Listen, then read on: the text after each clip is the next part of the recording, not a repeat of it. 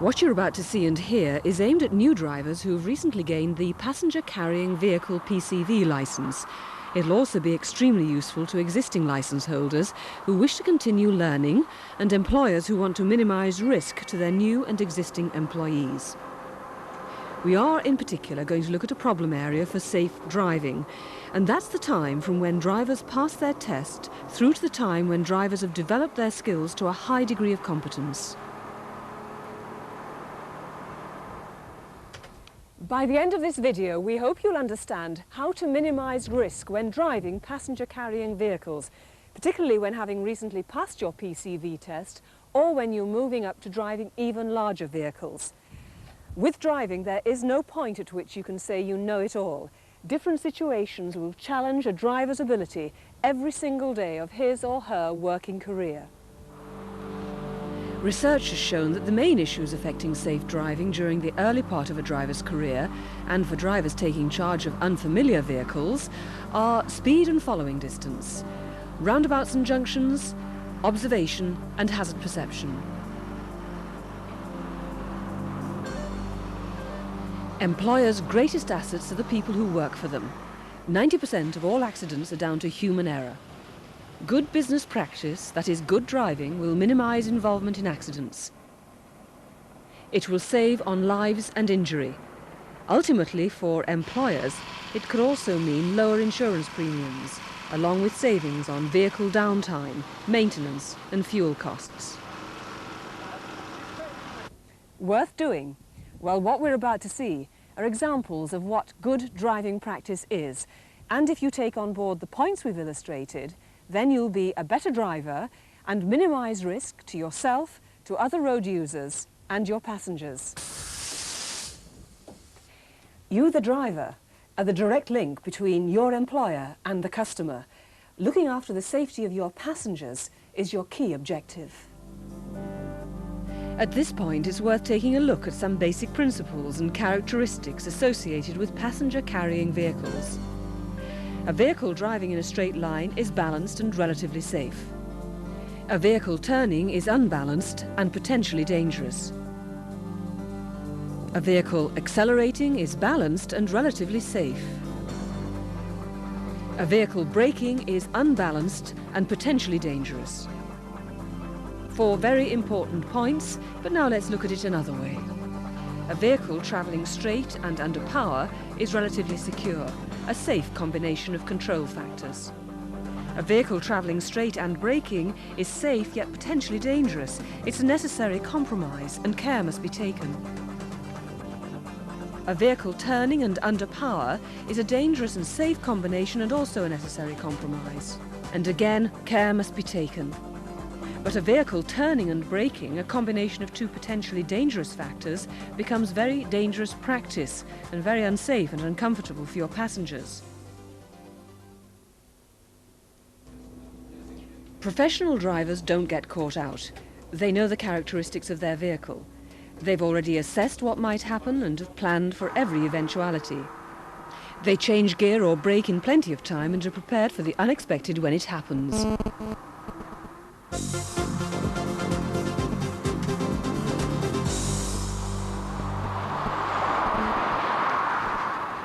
Speed kills if used in the wrong place at the wrong time. The pressure is always on for you to keep to your schedules in the driving time available, but there's much more to making progress than driving fast. Other people have helped you decide the maximum speed beyond which you should never go. The unacceptable risks have been assessed for you. There's always a right speed for every driving situation. The skill of a good driver is being able to judge what it is.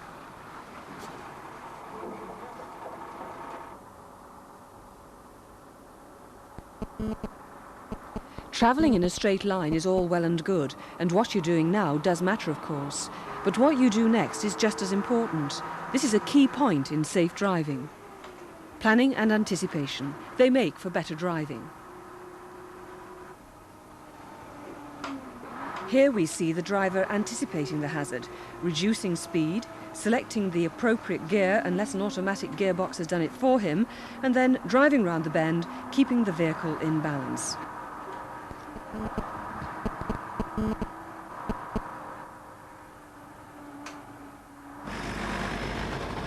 may just seem like common sense, but why is it then that there are so many passenger complaints about the way a driver controls his vehicle? Not everybody everywhere is doing it right, it seems. So it's essential to remind ourselves that planning and anticipation are essential for good driving and passenger comfort. Following distance is a major area creating problems for inexperienced and experienced drivers alike. This driver is travelling too close to the vehicle in front. He's not in full control, as he has to rely on the decisions of the driver in the front vehicle. He's relying on the judgment of someone he's never even met. Look at what happens when the driver moves away from the vehicle in front. The vision of the driver has improved enormously. He's become aware of all the surrounding traffic and consequently, with all the visual clues now available, is more able to plan the drive as well as being in safer control of the vehicle. There's a mistaken belief that by travelling closer to another vehicle you'll make quicker progress. Not true. By leaving a safe gap, you'll still reach your destination in the same time. But leaving a gap creates another problem.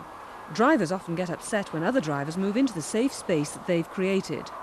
This is unavoidable, but the better driver will still keep his distance from the overtaking vehicle, ensuring safety isn't compromised and they both continue to make safe progress. In this situation, we can illustrate how progress is delayed due to bad driving. This driver speeds onto the hazard, stops heavily and has to wait for the oncoming car to pass.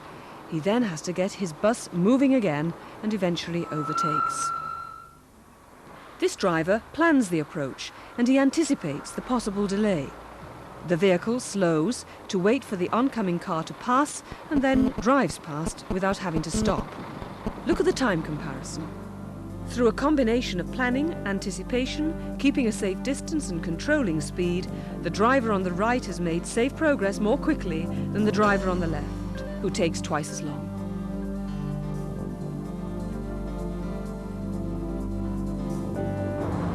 Speed is a killer. Making progress and being in control of your speed is the professional and safe way to drive. Remember, plan your driving, keep your distance, and minimize the risks.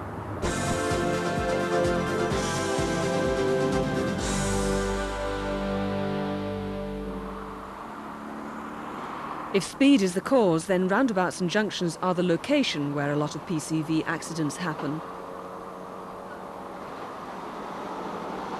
Planning again is the key to avoiding problems. You should approach roundabouts and junctions expecting to stop, but planning to go.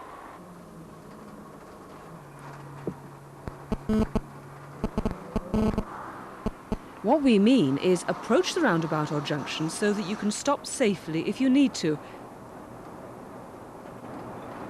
But you're ready to drive on if there's nothing preventing you. At roundabouts and junctions, don't think you might get away with it. Know that you can get away. Approaching roundabouts and junctions, you should always anticipate and visualize what may go wrong. Always be prepared to stop safely or drive on smoothly and in full control of your vehicle. The professional driver has to take particular care when negotiating roundabouts and junctions. There are so many things that can happen. But you can anticipate and plan to be ready for anything, and you can get nearly all the challenges right. Too many drivers get it wrong. Why?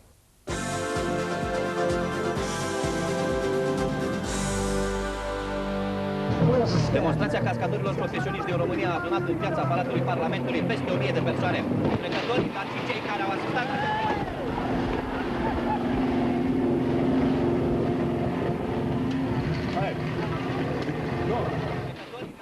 Observation and hazard perception weren't taken into account during the performance of this stunt in Romania. It's evident that things can go wrong at any time.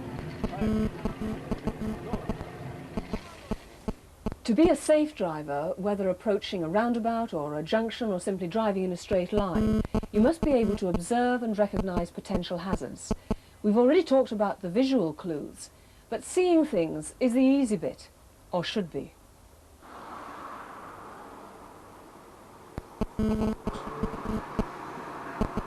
In this case, the main visual objects are the vertical lines of the trees and the wide object of the approaching vehicle.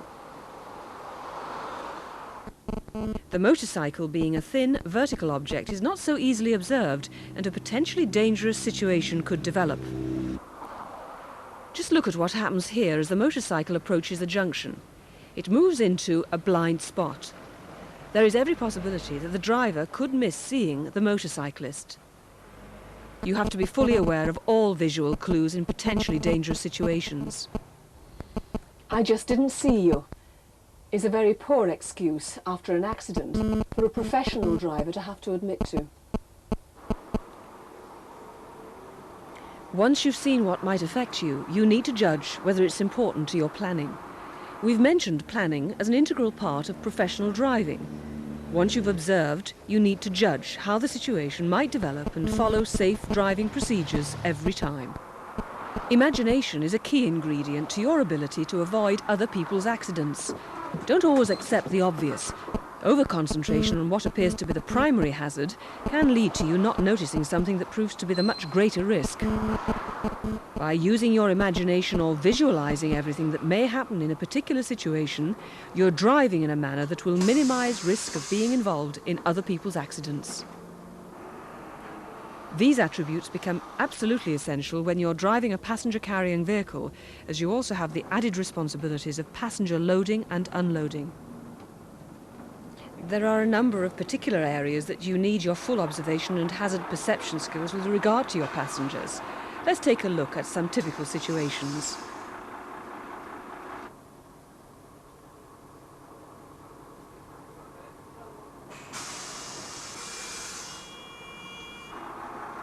Don't close doors on passengers.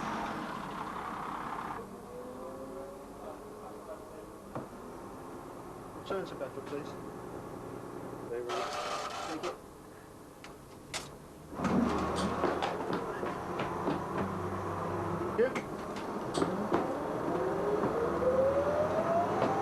Make sure passengers are seated before moving off.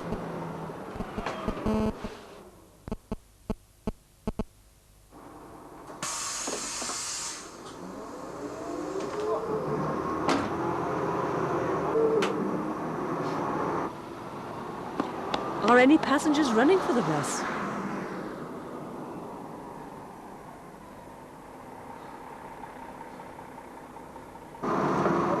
Is anybody getting off that you haven't noticed?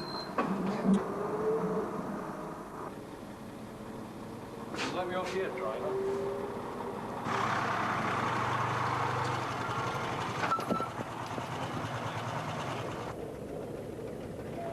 Drop passengers off at designated bus stops.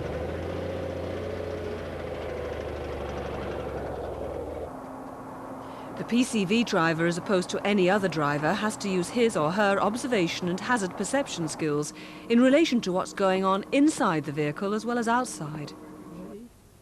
So take care of your passengers and your vehicle. You're also going to need your full powers of observation and perception in a situation where, on average, there are more than 2 accidents every day of the year. That is, when vehicles approach low bridges.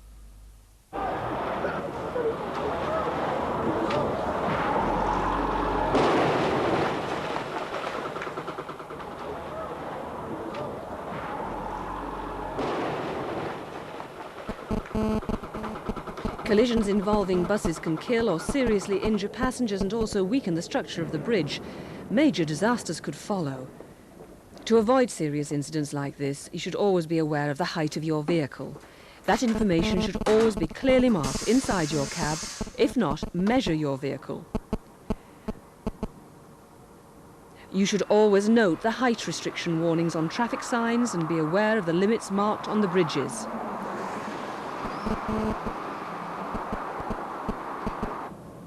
If your vehicle is involved in a collision with a bridge, either call Railtrack on the number always clearly marked on the bridge or call the police on the 999 service. Damage to a bridge can have very serious consequences. Don't hit and run. The best way to avoid problems is to plan your route carefully. Slow down when approaching bridges.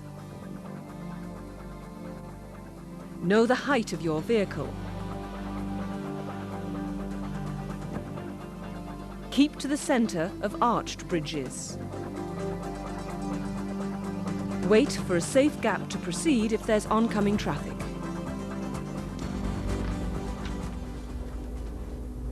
You're probably very good at observing hazards, but you may not realise that this is what you're doing. It's a natural part of your skills. It's also a part of a good professional driver's armoury.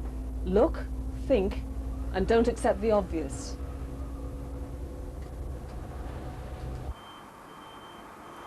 There's no time to relax when a professional driver is in charge of a vehicle, even up to the end of the day. A driver's day doesn't finish until the vehicle is safely parked.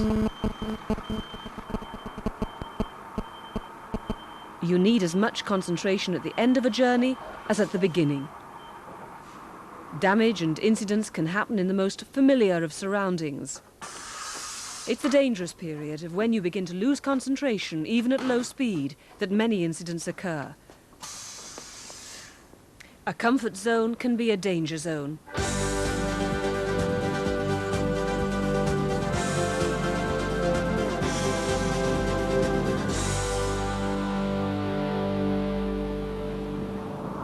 What we've shown you are the main areas that both inexperienced and even some experienced drivers have difficulty putting into practice. Professional driving means understanding how your vehicle will behave in response to the way you control it.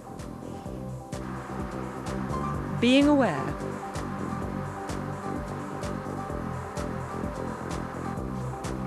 Being prepared. Observing. Planning.